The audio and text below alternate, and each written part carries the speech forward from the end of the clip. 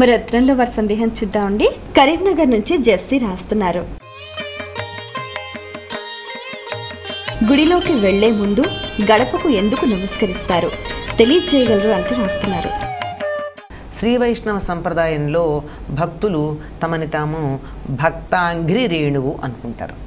అంటే భక్తుల యొక్క పాదధూళిని నేను అనుకుంటారు. అది దాసదాసోహం అనేటటువంటి సంప్రదాయం ఉంది. అందువల్ల తమని తాము భక్తుల పాదరేణువు అనుకుంటారు గనక ఇతర భక్తుల యొక్క పాదాల ధూళి తమ మీద పడడం అన్నది భగవంతుణ్ణి చేరుకోవడానికి చాలా దగ్గర మార్గంగా భావించుకుంటారు.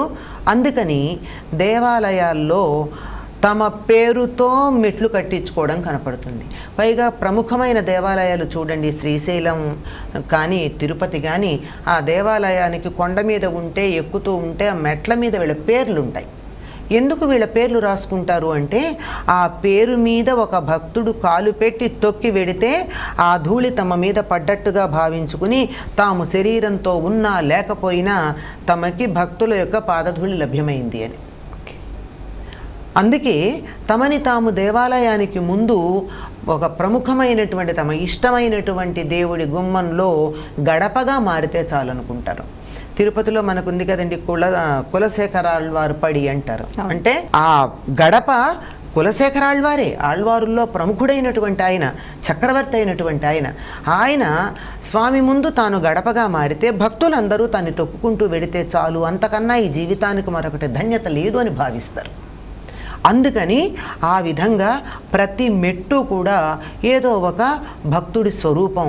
అందుకని మెట్లకని నమస్కారం చేయడం అన్నది, అందులోనూ ముఖ్యంగా దేవాలయానికి ఉండేటటువంటి ప్రధాన ద్వారానికి ఉండే గడపకి నమస్కారం చేసుకుంటే ఏ భక్తుడు ఉన్నాడో అక్కడ, ఏ భక్తుడు ఆ రూపంలో ఉన్నాడో ఆయనకి నమస్కరించుకున్నట్టయితే ఆ భక్తులు ఆశీర్వదిస్తే కదా భగవంతుడు ఆశీర్వదిస్తాడని.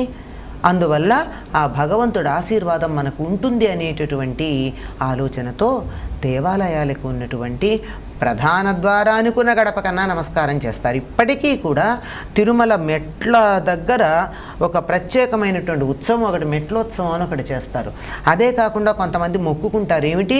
ప్రతి మెట్టు కడిగి పసుపు కుంకాలు పెట్టి దీపాలు వెలిగించి ఆ చిట్ట చివరి దాకా కూడా ఆ విధంగా ప్రతి మెట్టుకి పూజ చేసి కొండెక్కే పద్ధతి ఉంది.